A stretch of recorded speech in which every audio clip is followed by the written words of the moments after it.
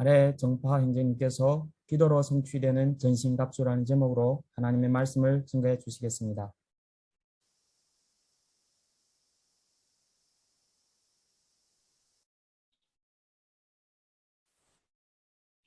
네, 우리 다 함께 기도하겠습니다. 하나님 아버지, 오늘도 이렇게 변함없이 살아계신 하나님의 말씀을 들을 수 있는 거룩한 시간을 허락하셔서 정말로 감사합니다. 매번 하나님 앞에 나올 때마다 정말 아무런 자격이 없고 보잘것없는 저희를 창조주 하나님을 아바 아버지라고 부를 수 있는 정말 귀한 존재로 불러주신 데 대해서 감사하지 않을 수가 없습니다. 또 그뿐만 아니라 저희를 이 땅에서 하나님 나라의 백성의 삶으로 불러주셔서 또한 감사를 드립니다. 하지만 저희가 살다 보면 의지와 능력이 부족해서 하나님 뜻대로 살지 못할 때가 많은데요. 하나님, 정말 오늘 말씀을 통하여서 하나님의 나라의 백성의 삶으로 살 수 있는 그 능력을 더듬을 수 있는 은혜의 시간 될 수 있도록 성령님께서 역사하시고 도와주시옵소서.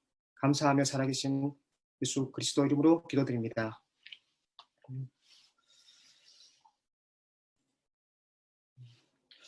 오늘은 에베소서 전체 말씀의 마지막 시간이 되겠습니다. 동시에 오늘 본문은 저희가 몇 번에 이렇게 나눠서 살펴보았던 그 하나님의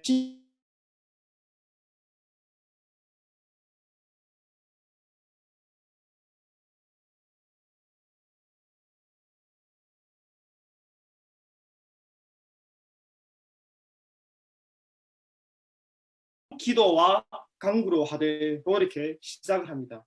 그리고 오늘 본문을 이렇게 보시면 처음부터 끝까지 전부 기도에 대해서 얘기를 이렇게 하는 것을 볼 수 있습니다.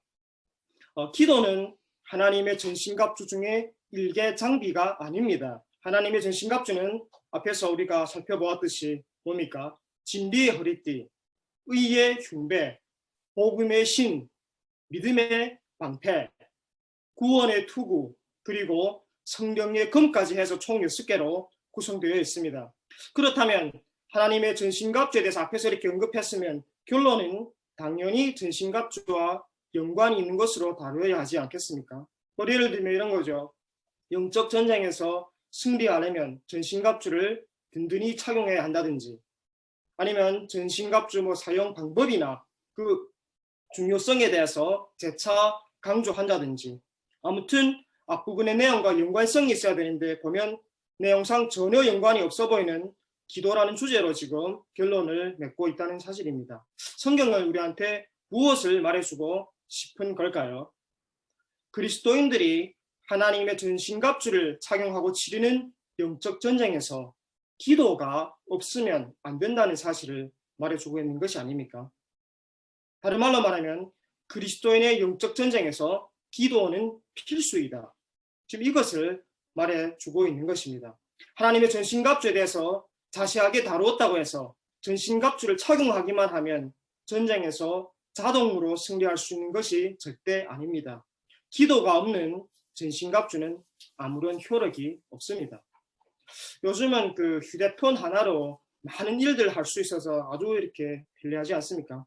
하지만 치명적인 단점도 있는데요. 뭡니까? 휴대폰이 일단 방전이 되면 역시 많은 일들을 할 수 없습니다. 얼마 전에 제가 휴대폰을 최신 모델로 이렇게 교체를 했습니다. 기능도 다양하고 성능도 좋고 특히는 이 카메라 렌즈가 이렇게 많고 좋아서 사진이 이렇게 이쁘게 나오더라고요. 하루는 제가 퇴근길에 사진도 막 많이 이렇게 찍고 여러 가지를 앱을 이렇게 플레이를 하다가 갑자기 휴대폰이 배터리가 없어지면서 전원이 아예 꺼져버렸습니다. 그러면 아시잖아요. 이게 요즘엔 휴대폰이 없으면 버스나 지하철 전혀 탑승이 안 되고 택시도 이렇게 부를 수도 없고 어디 식당에 가서 밥을 먹을 수도 없지 않습니까?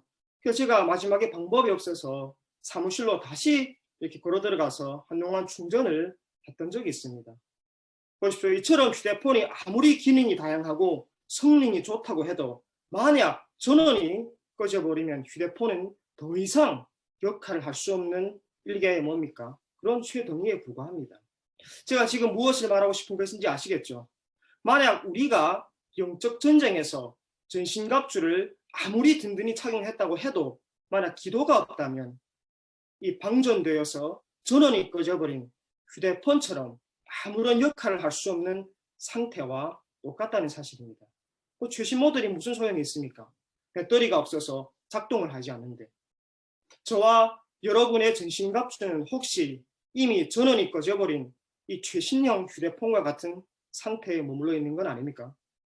만약 그렇다면 오늘 말씀을 통하여서 저와 여러분이 모두 정말 충전의 은혜를 경험하기를 소원합니다. 그럼 그리스도인의 영적 전쟁에서 왜 기도가 이처럼 중요할까요? 중요한 두 가지 이유가 있습니다. 첫째로는 하나는 기도는 영적 전쟁에서 하나님과 긴밀한 관계를 유지하는 유일한 수단입니다. 기도가 하나님과의 교제란 사실은 그리스도인이라면 누구나 다 잘 알고 있는 사실입니다. 그러나 기도가 영적 전쟁에서 없어서는 안 되는 이유는 영적 전쟁에서의 핵심 전제는 우리와 하나님과의 긴밀한 관계의 유지라는 사실 때문입니다. 왜 그럴까요? 그것은 우리가 영적 전쟁에 필요한 이 전신갑주는 우리의 전유물이 아니라 하나님의 것이고 또한 하나님께서 전쟁 시 우리한테 직접 지속적으로 입혀주시는 것이기 때문에 그렇습니다. 그래서 에베소서 6장 11절은 이렇게 말합니다. 마귀의 괴계를 능히 대적하기 위하여 하나님의 전신갑주를 입으라. 분명히 하나님의 전신갑주라고 말하고 있습니다. 우리는 기도로서 하나님과 긴밀한 관계를 유지하게 되고 하나님께서는 그런 긴밀한 관계 속에서 우리에게 자신의 그 전신갑주를 입혀주시고 또 전쟁에서 우리와 동행하신다는 사실입니다. 그런가 하면 또 다른 이유는 이 기도는 영적 전쟁에서 하나님의 능력으로 강건해지는 유일한 방편이기 때문에 그렇습니다. 영적 전쟁에서 하나님은 우리와 동행하실 뿐만 아니라 우리에게 친히 능력을 베푸시고 우리를 강건하게 하시기를 원하시는데 그것을 가능하게 하는 것이 바로 기도라는 사실이에요. 그래서 에베소 6장 10절은 이렇게 말하지 않습니까? 정말로 너희가 주 안에서와 그의 능력으로 강건하여지고 뭐랍니까? 주 안에서와 그의 하나님의 능력으로 강건하여지고 앞에서도 말씀드렸다시피 지금 이 부분은 하나님의 전신갑주 장비를 다루기 전에 나눈 서론과도 같은 부분이에요. 여기서 영적 전쟁에서 하나님의 능력으로 강건해지라고 말하고 그리고 전신갑주에 대해서 이렇게 구체적으로 다루고 나서 마지막에 결론에서 뭘 다룹니까? 기도를 언급하는데 무엇을 말해줍니까? 하나님의 전신갑주로 하나님의 능력을 경험하기 위해서는 기도가 필수라는 사실을 말해주고 있습니다. 이처럼 기도는 영적 전쟁에서 우리로 하여금 하나님과 긴밀한 관계를 유지하고 또 하나님의 능력으로 강건해지도록 합니다. 이 하나님과의 긴밀한 관계를 유지하고 또 하나님의 능력을 경험하는 것, 사실 이것을 함축하면 한마디로 하나님의 통제를 받는 상태예요. 하나님의 통제를 받는 상태. 그렇기 때문에 우리의 영적 전쟁의 승패는 저는 어디에 달려있다고 생각합니까? 하나님의 통제를 받고 있느냐, 받고 있지 않느냐에 달려있다고 생각합니다. 하나님의 통제를 벗어나서 헤매고 있는 상태가 우리의 영적 전쟁에서의 실패라면 하나님의 통제를 온전히 받으며 살아가는 것이 저는 영적 전쟁에서의 우리의 승리라고 생각합니다. 왜 그럴까요? 왜 통제를 받는 것이 우리의 승리라고 제가 말씀드릴까요? 그것은 하나님의 통제를 받는 사람이 우리 자신도 포함한 모든 것을 통제할 수 있기 때문입니다. 우리 자신을 통제할 수 있는 능력이 하나님 안에서 주어집니다. 자기 생각과 마음을 잘 통제하는 사람은 하나님의 은혜의 그 지배를 받고 있는 사람입니다. 반면에 자기 마음과 생각을 통제하지 못하는 사람은 하나님의 통제할 수 없는 영역, 통제할 수 있는 영역 밖에 있는 사람입니다. 어둠의 세력에 은밀한 영향을 받고 있는 것입니다. 기도는 우리 안에서 죄와 사탄의 세력을 몰아내고 하나님의 통제가 임하게 하는 유일한 방편입니다. 영적 전쟁에서의 하나님의 통제. 그래서 저는 이것이 우리의 영적인 현 상태를 알려주는 중요한 시금석이라고 저는 생각을 합니다. 저와 여러분의 삶은 하나님의 통제 안에 있습니까? 아니면 이미 벗어나서 위험한 상태에 노출해 있습니까? 이처럼 영적 전쟁에서 기도가 필수라면 우리는 구체적으로 어떻게 기도를 해야 할까요? 오늘 본문을 보면 우리를 깨어서 기도하라고 권면하고 있습니다. 18절 한번 제가 다시 읽어드리겠습니다. 보십시오. 모든 기도와 간구를 하되 무시로 성령 안에서 기도하고 이를 위하여 깨어 구하기를 항상 힘쓰며 여러 성도를 위하여 구하고. 그 한국의 고신대 기성남 교수님은 이 에베소서 6장 18절에서 20절에 이 그 내용의 중심 요소는 두 분사라고 얘기하는데 그것이 기도하다라는 단어와 깨어있다라는 단어라고 말합니다. 그리고 18절에서 20절은 이렇게 주동사가 없이 이 두 분사를 중심으로 이루어진 분사절이라고 얘기를 합니다. 그러니까 여기에 근거 해석하면 이런 말이에요. 항상 깨어서 기도함으로 전신갑주를 취해야 하며 또한 항상 깨어서 기도하면서 영적 전투를 수행해야 한다는 것입니다. 이게 우리말 성경에서 깨어있다라고 번역된 단어는 무슨 의미를 가진가 하면 정신을 차리다, 경계하다라는 의미를 이렇게 가지고 있습니다. 그 유진 피터슨 목사님은 자신의 그 메시지 성경에서 6장 18절을 좀 더 이해하기 쉽게 이렇게 해석했습니다. 들어보십시오. 마찬가지로 계속되는 이 전쟁에서 기도는 필수입니다. 열심히 오래 기도하십시오. 형제 자매를 위해 기도하십시오. 그리고 끊임없이 주의를 기울이십시오. 서로 기운을 북돋아 주어 아무도 뒤처지거나 낙오하는 사람이 없게 하십시오. 뭐랍니까? 끊임없이 주의를 기울이십시오. 유진 피터스 목사님은 이 깨어있다는 단어를 끊임없이 주의를 기울이는 것으로 해석을 했습니다. 종합해보면 뭡니까? 깨어서 기도하라고 하는 것은 끊임없이 주의하면서 정신을 차리고 경계를 늦추지 않는 상태. 이것이 깨어서 기도하는 것이에요. 이게 요즘 일상적인 용어로는 그런 말 아닙니까? 정신줄을 놓지 말라는 얘기예요. 우리가 그런 말 쉽게 하시니까 정신줄 놓지 말라고. 그럼 왜 영적 전쟁에서 깨어서 기도하라고 지금 성경은 우리한테 이렇게 권면하고 있을까요? 그 베드로전서 5장 8절에 사실 답이 나와 있습니다. 한번 제가 베드로전서 5장 8절입니다. 제가 읽어드리겠습니다. 근신하라 깨어라 너희 대적 마귀가 우는 사자같이 두루다니며 삼킬 자를 찾나니. 왜 깨어서 기도해야 한다고요? 우리의 대적 마귀는 쉬지 않습니다. 그리고 마귀는 우는 사자같이 삼킬 자를 찾고 있다고 합니다. 그래서 오늘 본문 6장 18절에서 기도를 강조하면서 뭡니까? 무시로, 항상, 모든 이런 단어를 이렇게 동원해서 이 깨어서 기도하는 기도의 중요성과 필요성을 이렇게 우리한테 말해주고 있다는 사실입니다. 언제 어디에서 어떻게 마귀가 우리를 유혹하고 공격할지 모르기 때문에 우리는 깨어서 기도해야 합니다. 이게 100% 맞는 말씀이에요. 하지만 제가 이 부분을 계속 묵상을 하다가 과연 우리의 영적 전쟁은 단지 언제 어떻게 우리를 공격할지 모르는 그 마귀의 유혹과 공격을 물리쳐야 하는 비동적인 성격뿐일까? 이런 의문이 들었어요.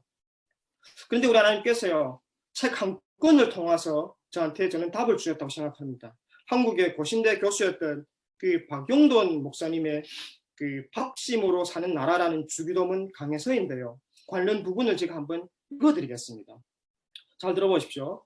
주기도의 마지막 강구에 이르렀습니다. 우리를 악에서 구하소서라는 강구는 치열한 전쟁의 출전을 앞두고 드리는 기도와 같습니다. 우리가 매일 주기도를 드리며 하나님의 나라를 먼저 구하면 악한 세력이 들고 일어나 우리를 대적합니다. 그리고 이어지는 한 구절에서 제가 답을 찾았는데요. 잘 들어보십시오.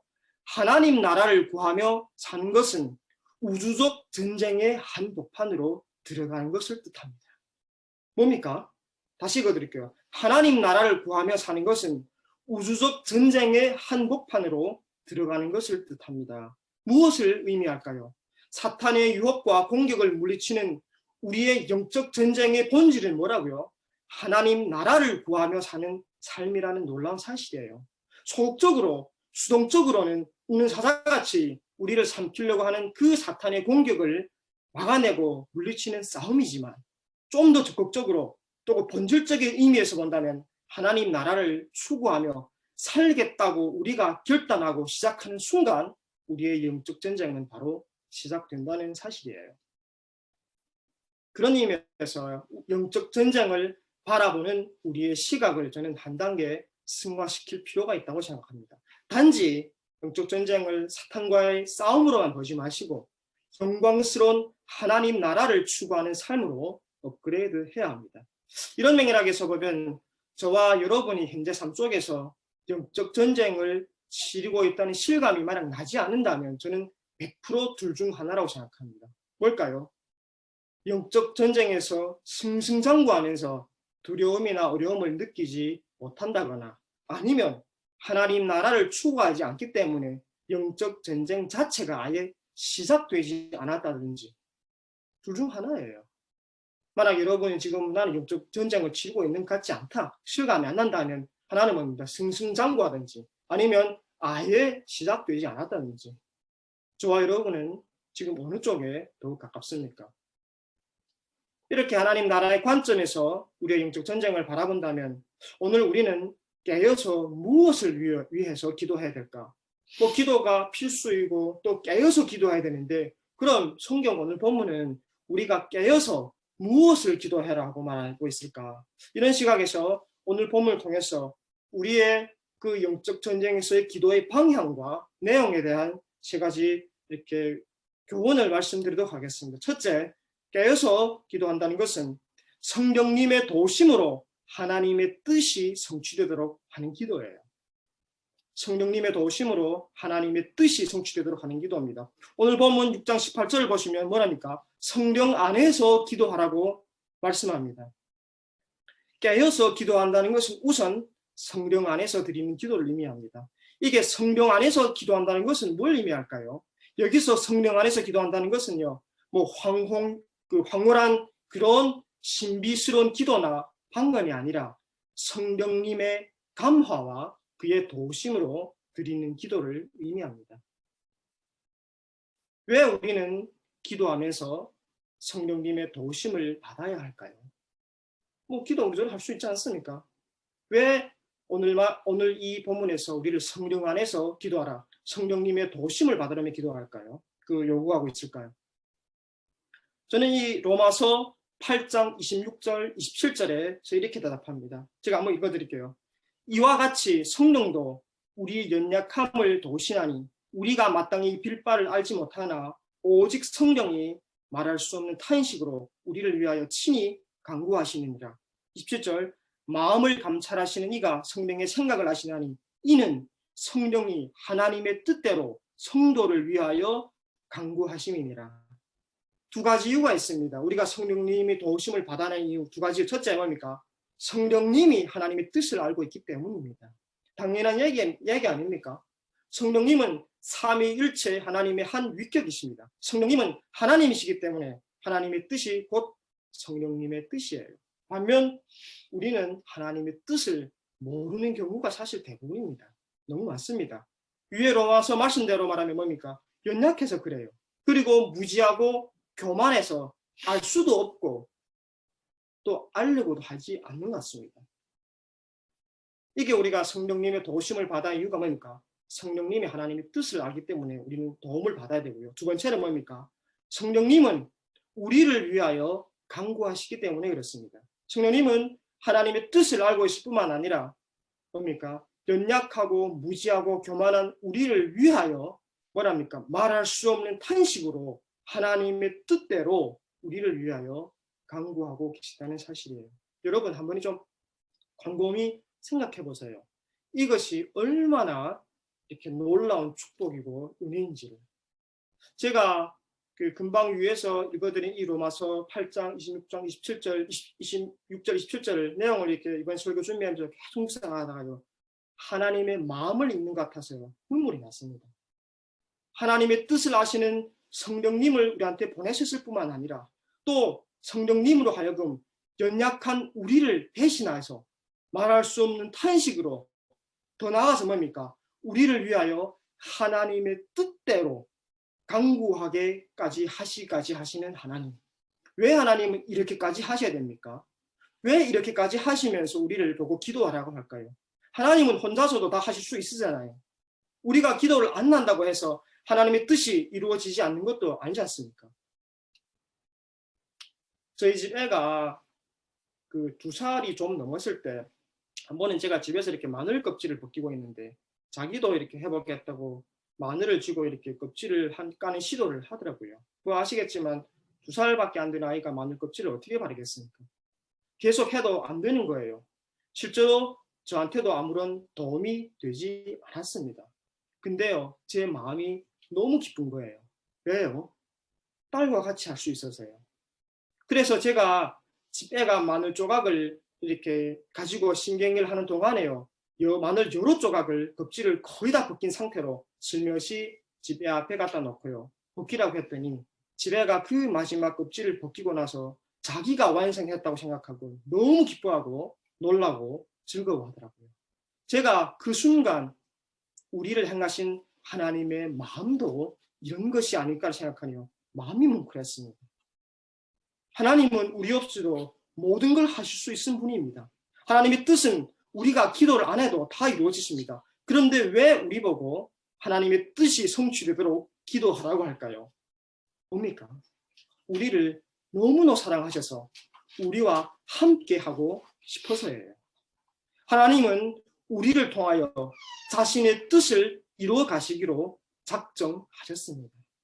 하나님의 뜻이 성취되도록 우리의 기도가 이젠 정말 의무를 지나서 이런 사랑의 하나님의 마음을요 우리가 잊고 기도가 의무를 지나 기쁨과 즐거움의 길이 되기를 바랍니다. 하나님 나라의 시각에서 우리의 영적 전쟁을 보면 하나님의 뜻이 성취되도록 드리는 이 기도는요, 하나님 나라가 임하게 해달라는 기도와 같습니다. 하나님의 뜻이 바로 이 땅에 하나님 나라가 임하는 것이고, 하나님의 나라가 임하면 이 땅에 하나님의 뜻이 이루어지기 때문입니다. 저는 하나님 나라를 위한 기도는 어떤 면에서는 정말 위험한 기도라고 생각을 합니다. 왜 그럴까요? 하나님 나라가 임하기를 간절히 구하는 것은 그만큼 우리 자기 왕국이 멸망되기를 간절히 구하는 행위이기 때문에 그렇습니다. 신앙생활을 하면서도 하나님의 다스림을 거부하며 자기 왕국에서 사는 사람은 결코 이런 기도를 드리지 않습니다. 그것은 아예 불가능한 기도예요. 입술로는 하나님 나라가 임하게 해달라고 기도해도 마음으로는 자기 왕국이 더 왕성해지기를 원합니다. 이 장로교의 창시자라고 할 수 있는 칼뱅은요, 경건의 기초가 자기 부인이라고 말했습니다. 그는 신앙생활의 전 과정이 자기를 부인하고 옛 자아를 죽이는 삶이라고 정의내립니다. 그런데 오늘날 우리의 모습을 보면 어떻습니까? 자기를 철저히 부인하고 하나님을 섬기려 노력하는 경건의 모습이 점점 사라져가고 있는 것 같습니다. 교회에서 하나님 나라의 복음을 듣고 그 나라의 초청과 도전을 받으면서도 계속 완강하게 거부하는 것입니다. 하나님은 결코 우리 자아의 왕국을 강압적으로 깨부시지 않으십니다. 우리를 폭력적으로 다루시지 않으십니다. 하나님이 이처럼 오래 참는 사랑으로 우리를 대하시기 때문에 완고한 자아가 이처럼 오랫동안 꺾이지 않고 건재할 수 있는 거예요. 오직 자아가 죽기를 간절히 원하는 사람에게만 있어서 하나님 나라의 권능이 자아의 왕국을 무너뜨립니다. 그런 사람에게만 성령님이 임합니다. 성령님은 우리 안에서 저는 집을 짓는 분이라고 생각을 해요. 우리 안에서 자기가 주인인 그 흔적을 부수고 하나님이 새 주인으로 거하는 새 집을 짓는 분이라고 생각합니다. 우리 안에 그 자아의 왕국을 파괴하고 하나님의 왕국을 건설하시는 분이시에요. 우리의 자아의 죽음, 자아 왕국의 파멸이 영적 전쟁에서의 우리의 승리이고 하나님 나라가 임하였다는 사실을 여러분 명기하시기 바랍니다. 이것이 우리가 깨어서 첫째 기도, 깨어서 해야 할 기도고요. 두 번째는 뭔가 하면 승리하는 공동체가 되도록 다른 지체들을 위해 기도해야 됩니다. 오늘 본문을 보시면 사도 바울은 성령 안에서 기도하라고 나서 바로 여러 성도를 위한 기도로 이렇게 물꼬를 틉니다. 왜 다른 지체들을 위해 기도해야 합니까? 앞에서도 누차 말씀드렸듯이 영적 전쟁은 홀로 하는 것이 아니라 뭡니까? 함께하는 싸움이기 때문에 그렇습니다. 개인이 아니라 공동체입니다. 그렇기 때문에 우리는 이 공동체가 튼튼히 설 수 있도록 서로를 돌아보고 기도로 세워지고 이끌어주는 것이 너무 중요합니다. 그리고 이 지상의 교회는 하나님의 뜻이 이 땅에서 이루어지는 곳이기도 합니다. 우리는 하나님의 뜻이 하늘에서 이룬 것처럼 이 땅에서 이루어지기를 바랍니다. 여기서 하늘과 이렇게 땅이 대비되는데 이 하늘과 땅은 공간보다는 영적인 영역을 이렇게 의미합니다. 하늘은 하나님의 뜻이 온전히 이루어지는 영역인 반면에 이 땅은요, 아직도 하나님의 뜻이 온전히 실현되지 않는 영역이에요. 이 세상은 하늘과 땅이 공존하는 것인데 참 놀랍게도요, 하늘이 땅에 침투해 들어왔습니다. 하늘의 뜻이 이 땅에서도 이루어지고 있다는 거예요.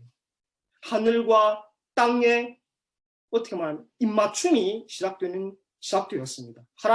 하늘의 뜻이 이 땅에 온전히 이루어질 때 하늘과 땅이 하나가 되는 거예요. 이 세상에서 하늘이 땅이 침투하는 곳, 하늘과 땅의 그 입맞춤이 일어나는 곳이 바로 주님의 몸된 교회예요.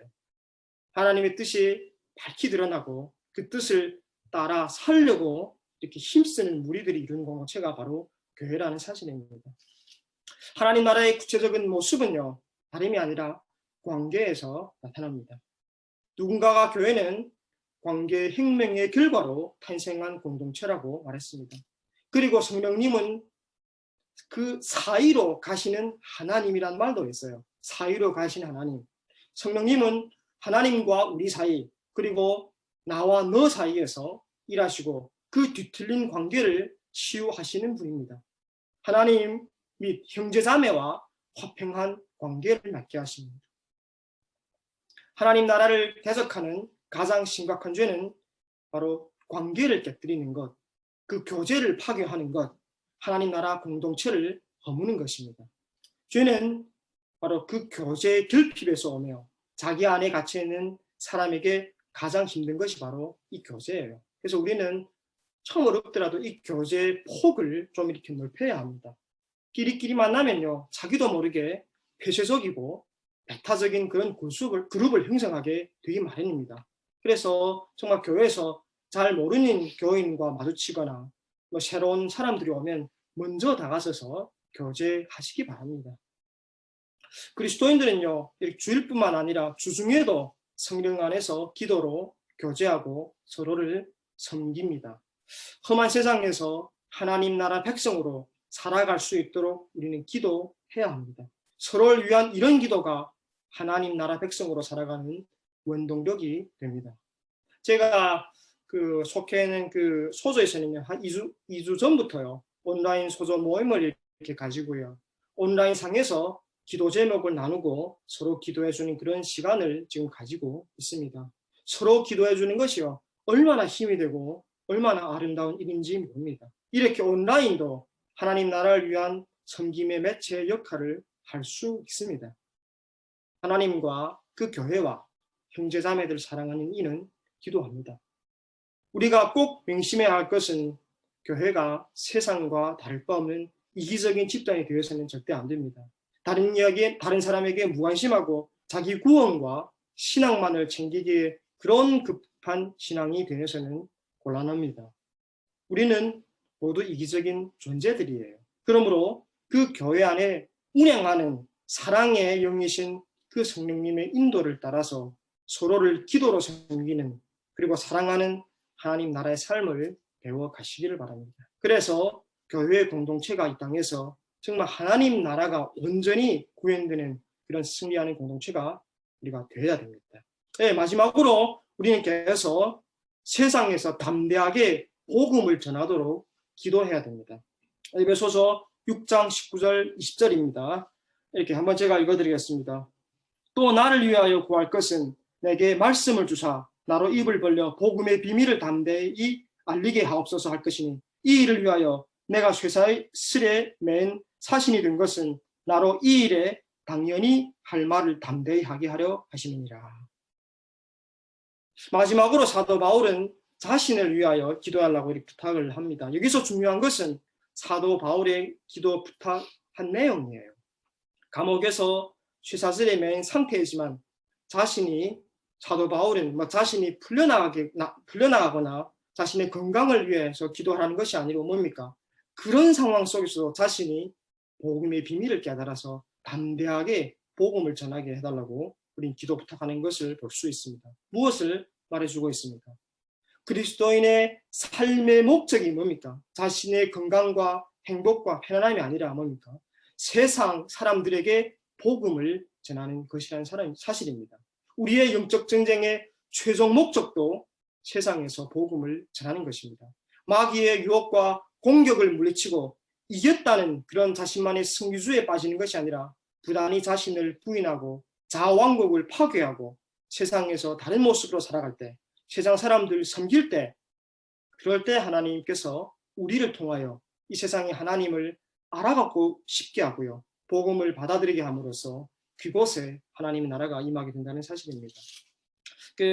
팀 켈러 목사님이 최근에 이렇게 주관한 책에서 뭐라고 하느냐면요. 오늘날을 탈기독교 시대라고 이렇게 부릅니다. 탈기독교 시대라는 것은 기독교에 대해서 더 이상 우호적이지 않고 더 비판적이고 배타적인 그 현상을 가리켜 하는 말이라고 합니다.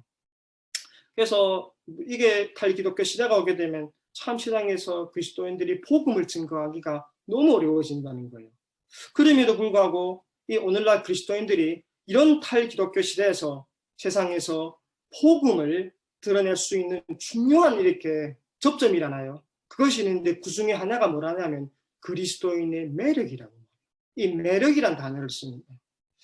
그리스도인의 매력이 뭔가 제가 보니까 뭐라냐면 다른 말로 하면 기독교에만 있는 탁월한 요소를 보여주는 삶.